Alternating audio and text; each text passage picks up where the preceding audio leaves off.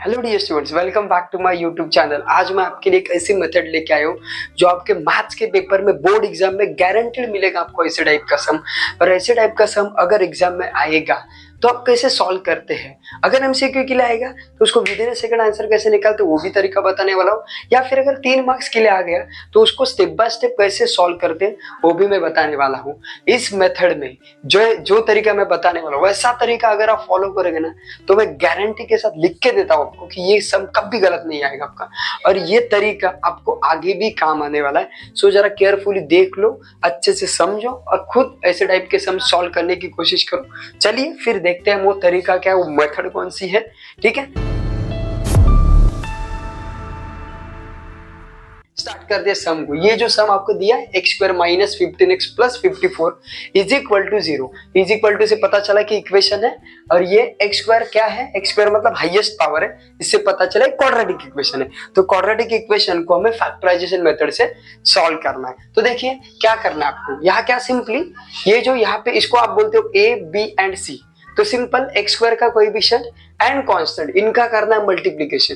तो 1 इंटू 54 करेंगे तो कितना आएगा 54। देखो 54 आ गया, राइट। साइन बहुत जरूरी है, यहाँ प्लस है यहाँ प्लस है, दोनों प्लस है तो बट ऑब्वियस प्लस ही आएगा।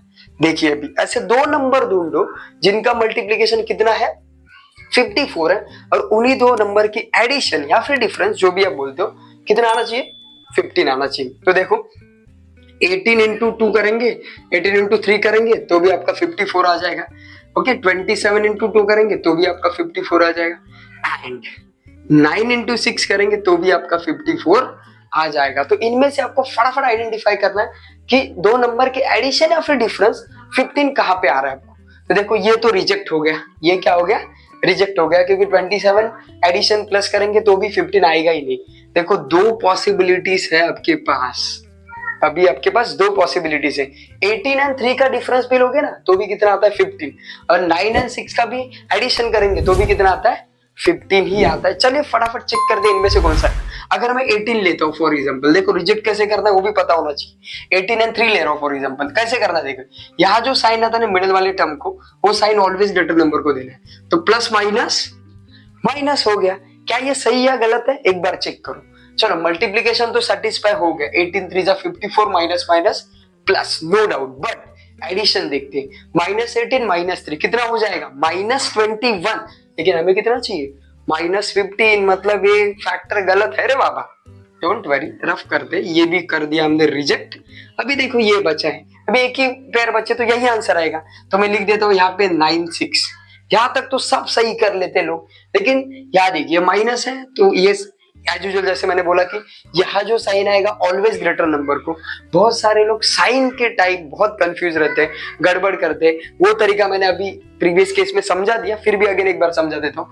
यहाँ कौन सा साइन है प्लस, यहाँ कौन सा है माइनस, प्लस माइनस माइनस। ऐसा करेंगे ना मैं गारंटी के साथ बोलता हूँ कभी गलत नहीं आएगा सम आपका। और इसका मैं शॉर्ट ट्रिक भी बताने वाला हूँ जो एमसीक्यू के लिए काम आएगा, तो वीडियो में बने रहो। ठीक है, तो अभी क्या करूंगा देखो, 3 मार्क्स के लिए मैं सॉल्व करके दिखा रहा हूँ। पहले सिंपली एक्स स्क्वायर, फिर मैं लिखूंगा -9, फिर लिखूंगा -x और प्लस 54 इज इक्वल टू 0। ऐसा लिखते हैं और सत्यानाश कर देते, क्योंकि आप -15 को अगर रिप्लेस कर रहे हो ना तो इसके साथ x भी तो है ना, तो इसका x इसके साथ दे दो ना भाई, राइट ना। x को भी छोड़ के गया ना 15x, ऐसा थोड़ी ना है। देखो x भी लिखना जरूरी है, बहुत सारे लोग x लिखते नहीं है और सम पूरा गलत हो जाता है। 3 मार्क्स का सबसे आसान तरीका यही है, ये आपका आंसर का पार्ट है तो मैं ऐसे ही रखने वाला हूँ। ठीक है, ये काम का नहीं है तो मैं हटा देता हूँ। ठीक है, रहने दो, जरूरत पड़ेंगे तो देख लेंगे। तो देखो ये 2 पार्ट्स, ये 2 पार्ट्स, ऐसे दो के ग्रुप बनाएंगे। अभी देखिए इसमें से कॉमन क्या निकलेगा, यस एक्स स्क्वायर का मतलब 2 टाइम्स x है, और यहाँ 9x है तो एक x तो आराम से कॉमन निकलेगा, तो अंदर एक x बचेगा, राइट। ये 9x है तो x आपने बाहर लिया, अंदर कितना बचा 9। तो देखो पहला फैक्टर हमने आसानी से निकाल दिया। अभी जब भी आपको यहाँ माइनस दिखेगा ना सोचना ही नहीं है, यहाँ जो भी साइन रहेगा ना यही लेना है, सोचना नहीं है प्लस दे लो माइनस दे लो, प्लस रहेगा तो प्लस, माइनस रहेगा तो माइनस, बस सोचना नहीं है। इनमें से देखो कॉमन क्या निकलेगा, x तो कॉमन नहीं निकलेगा अभी क्योंकि दोनों में x है नहीं। ओके अभी देखो 6 कॉमन निकल रहा है तो मैं 6 कॉमन निकलता हूँ, बचा क्या x, राइट। अभी 6 का टेबल 54 तक बोलो, 6 9 था 54 मतलब कितना आएगा 9 इज इक्वल टू 0 हो गया। नहीं, साइन देना बाकी है ना। अभी बहुत सारे लोग यहाँ गलती कर देते, ये साइन एज इट इज लिख देते, लेकिन ध्यान दो आपने माइनस साइन को बाहर निकाला है तो अंदर साइन चेंज होंगे, जो प्लस था वो क्या बनेगा माइनस। और देखो ये माइनस था, ध्यान से देखेंगे ना, ये माइनस था, देखो प्लस बन गया। ओके, और एक क्रॉस वेरीफाई करने का तरीका बताओ। ये देखिए दोनों सेम दिखने चाहिए, और ये दोनों क्या दिखने चाहिए, सेम। तो जो सेम दिख रहा है उसको पहला ग्रुप लिख देता हूँ मैं एज इट इज, और जो आपने कॉमन निकाला ना उसका एक अलग से ग्रुप बना लो। देखो इज इक्वल टू 0। बड़े आसानी से हमने दो फैक्टर्स निकाल दिए, अभी भी आंसर निकालना अपना बाकी है। हाँ, मैं जो बोलने वाला था ना, कोई नहीं लिखता ऐसा रूल मैं अभी बताने वाला हूँ। देखिए क्या रूल को बोलते हैं, उसको बोलते हैं जीरो प्रोडक्ट रूल। ये कोई नहीं लिखता, जीरो प्रोडक्ट रूल कोई नहीं बोलने से बेटा बहुत कम लोग लिखते होंगे, बहुत मतलब 100 में से एक आध स्टूडेंट लिखता होगा।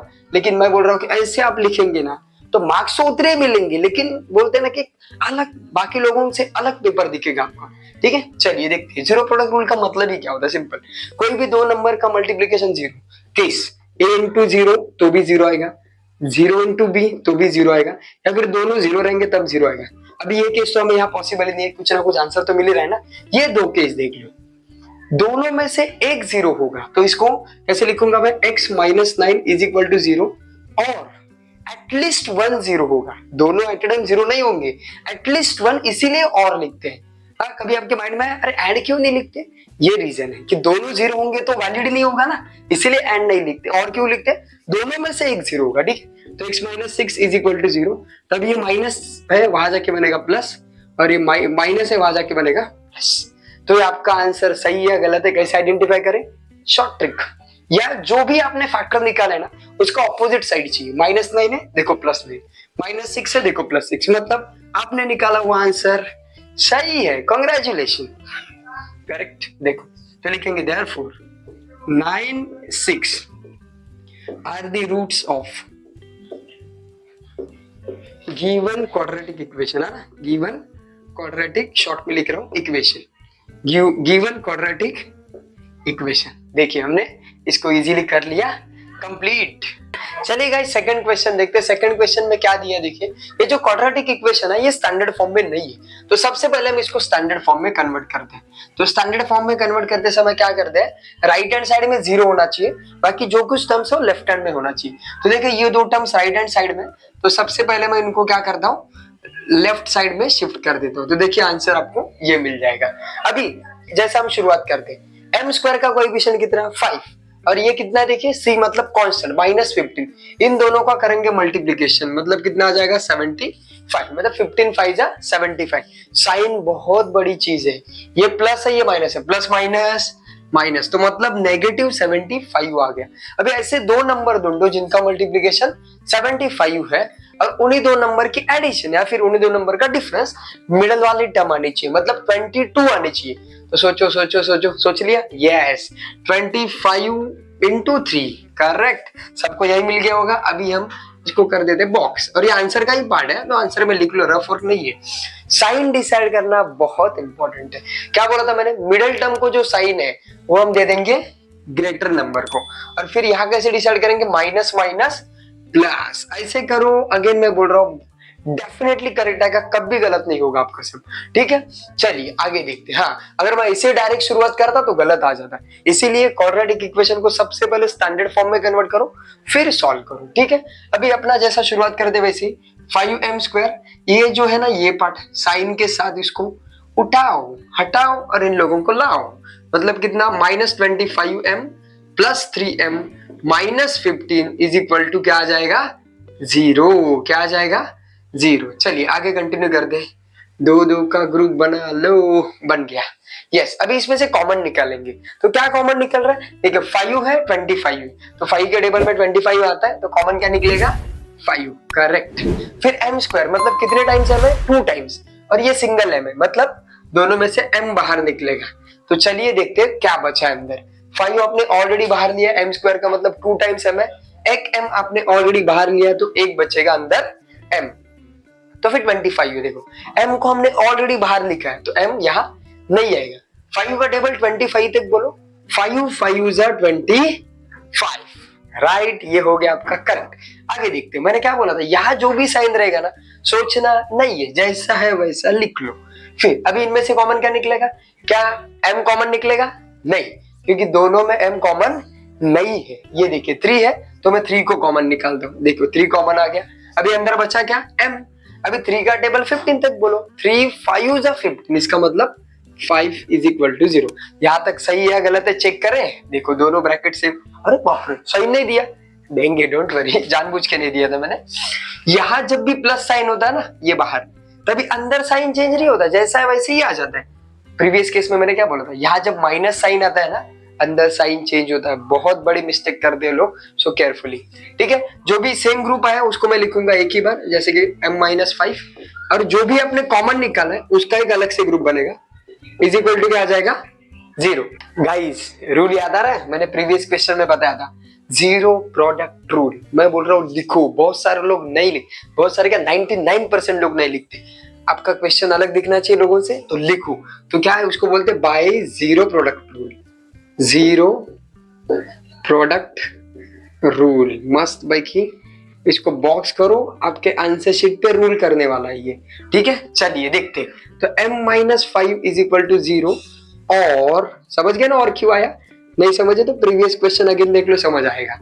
5m + 3 इज इक्वल टू कितना आ जाएगा? 0। 5m ये +3 है, वहां जाके क्या बनेगा? -3। m की वैल्यू तो आपको ऑलरेडी मिल गई है, तो यही आपका आंसर हो गया। ठीक है, कोशिश करो कि एक के नीचे एक लिखो। देखो सिस्टमेटिक प्रेजेंटेशन करना है ना आपको, तो देखो ऐसा एक के नीचे एक लिखो। और ठीक है, ये क्या है? देखिए 5 मल्टीप्लाइड है, उस तरफ जाके क्या बनेगा? डिवाइड। तो देखो आंसर आ गया। ये आंसर सही है गलत है कैसे चेक करें? मैंने क्या बोला था प्रीवियस केस में, यहाँ जो आंसर आएगा उसको अपोजिट आंसर यहाँ होना चाहिए। जैसे कि -25 तो +25, +3 है तो माइनस, ऐसा प्रीवियस क्वेश्चन में बोला था। लेकिन यहाँ देखो, अरे बाप रे सर आपका सम गलत है। डोंट वरी, मैं दूसरा तरीका बताने वाला हूँ कि प्रीवियस केस में ध्यान से देखो, यहाँ पे क्या था? m² का कोएफिशिएंट कितना था? 1 था। m² का कोएफिशिएंट कितना था? 1 था। तो जब भी कोएफिशिएंट 1 होता है तो यहाँ जो आंसर आता है उसका अपोजिट आंसर आपको यहाँ मिलेगा। लेकिन 1 के अलावा जब दूसरा कोई कोएफिशिएंट होता है ना, तो ऐसे केसेस में क्या करते पता है? ये 5 है ना, 5 से दोनों को डिवाइड करो, 25/5 करेंगे तो कितना आएगा? -5। तो -5 का अपोजिट आंसर आपको यहाँ आना चाहिए, देखिए है ना, +5। फिर यहाँ भी 5 से डिवाइड करो, 3/5, पॉइंट में नहीं निकालना है, वैसे रखो, +3/5 आया, उसका अपोजिट -3/5। देखिए सही है, एमसीक्यू के लिए भी आएगा तो भी आपको एक बहुत हेल्प करेगा। तो मैं डायरेक्ट आंसर लिखता हूँ, देयरफॉर 5 एंड कितना है? -3/5 आर रूट्स ऑफ, है ना, ऐसा पूरा लिखना पड़ेगा आपको, गिवन क्वाड्रेटिक, शॉर्ट में लिखा है QE। ओके, आई होप ये दोनों क्वेश्चन आपको अच्छे से समझ आ गए होंगे। जैसे कि मैंने वीडियो की स्टार्टिंग में ही बोला था, ऐसे क्वेश्चन MCQ के लिए या फिर 3 मार्क्स के लिए आएंगे, तो मैंने दोनों तरीके आपको अच्छे से समझा दिए। आई होप आपको ये वीडियो अच्छा लगा होगा। वीडियो अगर पसंद आया तो वीडियो को लाइक करो, चैनल को सब्सक्राइब नहीं किया होगा तो पहले तो चैनल को सब्सक्राइब करो, और अपने दोस्तों के साथ शेयर करना मत भूलो, क्योंकि ऐसे ही इंपॉर्टेंट क्वेश्चन मैं आने वाले डेज में कवर करने वाला हूँ। तो thank you so much for watching this video.